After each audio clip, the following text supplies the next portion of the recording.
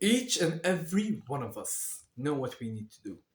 You don't need tutorials, you don't need anyone to be telling you how to live your life, or an advice from an ancient book to know exactly what you need to do. But we don't end up doing it.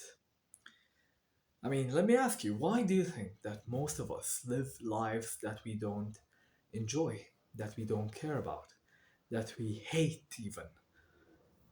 The answer is simple: the influence of other people. The perceived, imaginary, or real opinions of the people around us affect us to that extent. We don't want to be seen as failures. We don't want to be outcasts. We don't want to be beneath other people. That is baked into our DNA. It's just the way we are. I mean, since the dawn of time, human beings were together. We needed to flock together to survive. And if one of us was an outcast, if one of us was a detriment to the pack, if one of us was hated by the pack, he would have been cast aside. And that meant 100% chance of dying, of losing your life. So, in order to survive, you were meant to shrivel down into a little ball and go beside all the other marbles and move together. You are a piece of a bigger puzzle, of a wider puzzle. At least you had meaning. You had a purpose back then. And it made sense. Nowadays, a lot of things changed. And I mean a lot of things. The way we think, the way we move, the way we society is shaped is different, but at the same time it's similar. And the most similar thing is our mind. Our mind has not adapted. It's slow. It's not as fast as the times. And because of that, a lot of us put the opinions of other people in front of our own opinion. The reason I'm saying this, and the reason I wanted to bring this up today, is because in my workplace, there has been a little interaction. Yeah, let's just say it's an interaction between me and one of the administrators, an admin. And now, because of it, I feel so bad about the company that I'm contemplating to leave. The right thing to do deep down is, let me tell you, to begin with, the situation is that the admin who was speaking to me offered me a quote unquote compensation for a job. And the compensation for said job was so bad. I mean, it's unbelievably bad. It's like asking you to work 2 8-hour shifts for half an eaten tuna sandwich, half eaten. It also has yeast growing from the bottom of the sandwich. That's how bad it is. It's not an offer that you take seriously. It's an insult, humiliation, a fucking disgrace. And the part about it is that I am not obligated, but you know, I am I'm going to do the job. I'm going to do the job. I was pressured into doing it and I have to do it. And because according to our contracts, or quote unquote according to the labor laws, any person in the company, any employee who's set who's given a task to handle that's within his title needs to do that task regardless of their own personal of their own personal feelings, unless the person wants to risk leaving the company. In short, if we tell you to clap, you're gonna clap.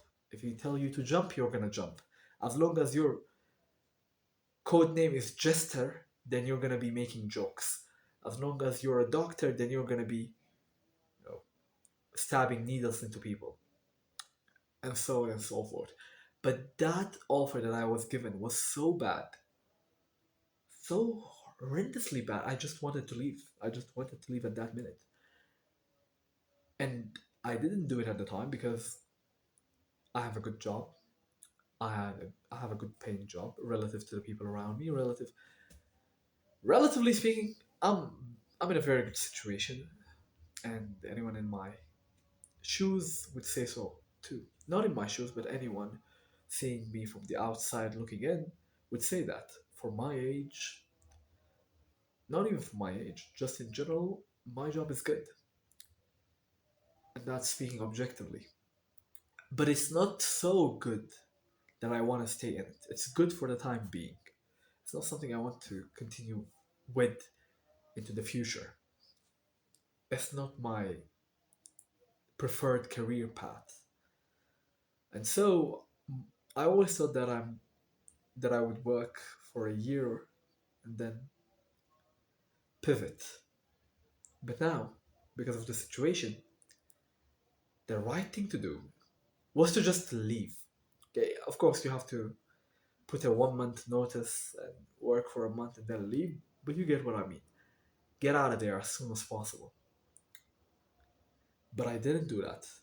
Oh, or I don't think I'm going to do that. This interaction happened a couple of days ago, and yeah, I'm still, I, yeah, I'm still feeling it. I didn't want to be too emotional, so I said, "Hey, let let's give it a break. Let's let it go. Let it be in the background, and then I'm gonna revisit it." And it's been 3 to 4 days, but this ache in my chest, this pain, this feeling of disrespect is still burning in me. It's still here. I feel it. I feel it. And it's so funny how one person, one employee, has ruined the image of the company in my eyes. It's ruined, ruined. It's so bad. Yeah. And what made me do this, talk about it, is because I realized a lot of people eat shit, do things that they don't want in order to continue living a mediocre life that they don't even believe in order to not disappoint people that they don't care about. I mean, what on God's green earth are we all doing? What is this charade, this facade that we're all in? What are we doing? I don't want to be a hypocrite. In my case, it's about saving a little money. But if I was in a worse situation, I believe I could have been making more money right at this time, right at this moment. God knows. I remember hearing about this that some people are better off being in worse situations because then they would push themselves since they have no other choice and bet everything. I mean, when you have nothing to lose, you're gonna go all in because you have nothing to lose. But when you have a little bit, a little, not even that good of an experience or a position, us being humans, we would rather stay where we are than risk losing what we have. Human beings are creatures that are risk averse. We don't want to lose. We don't want to lose more than we want to win. That's just the way it is.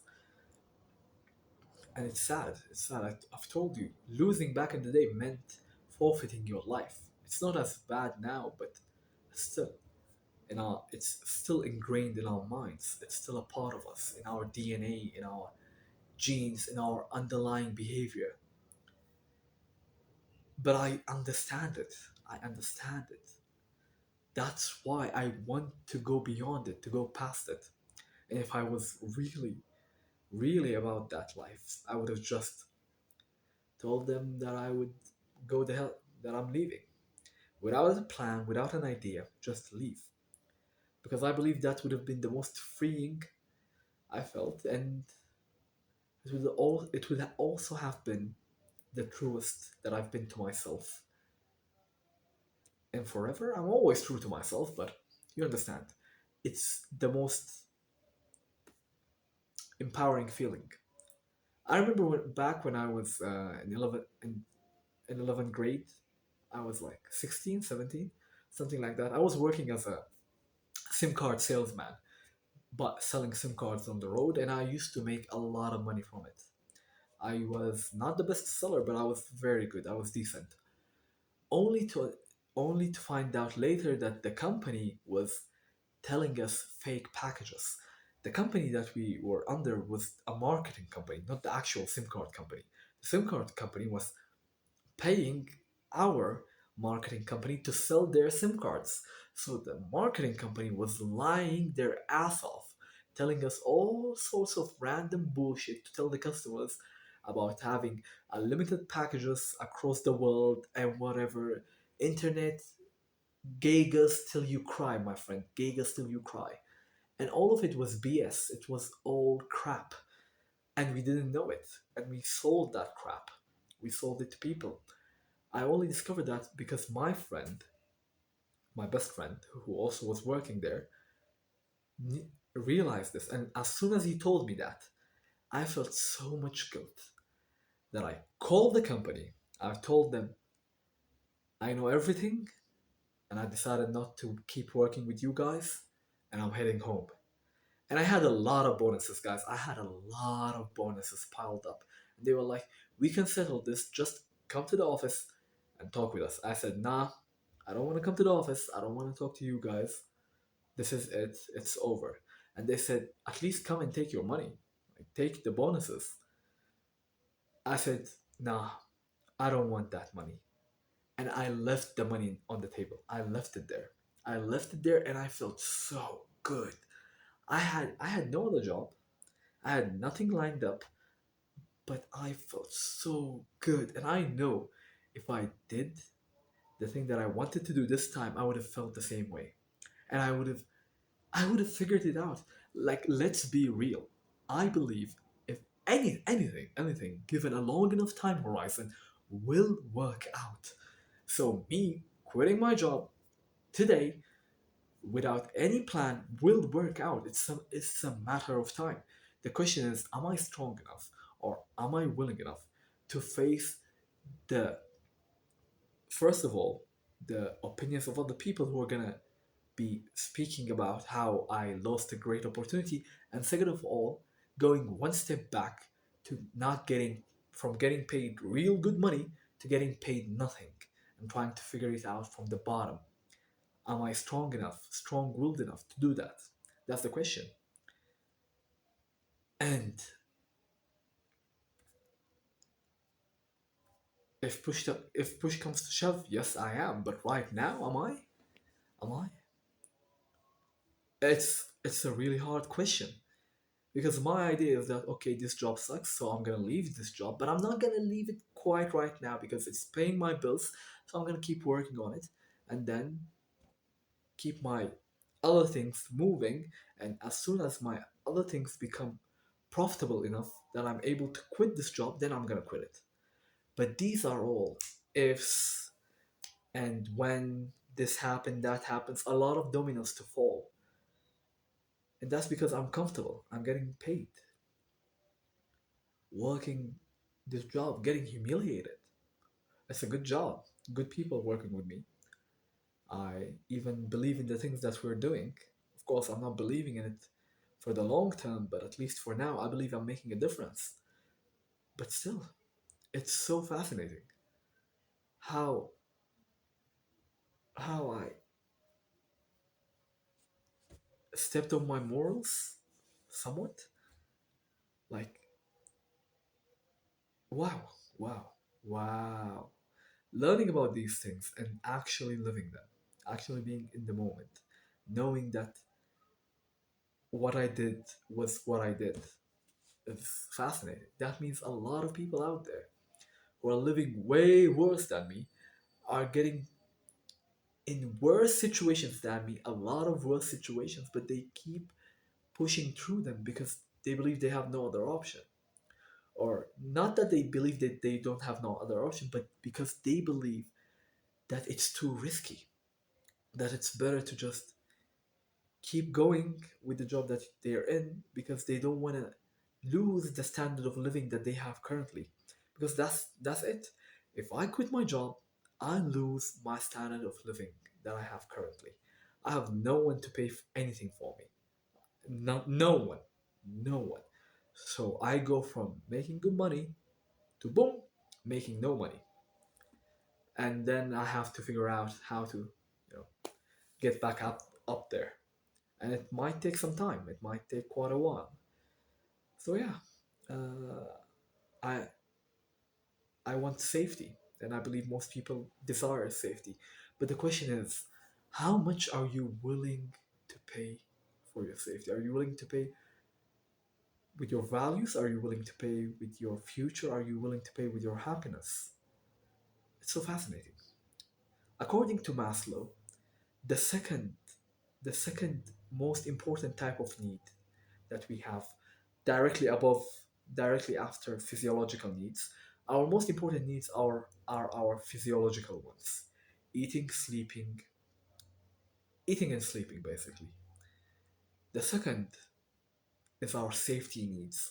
We crave safety more than self-belief, more than self-actualization, more than respect. We crave safety. It's how we're built. And I've felt that firsthand. It's fascinating. Yeah? I don't know.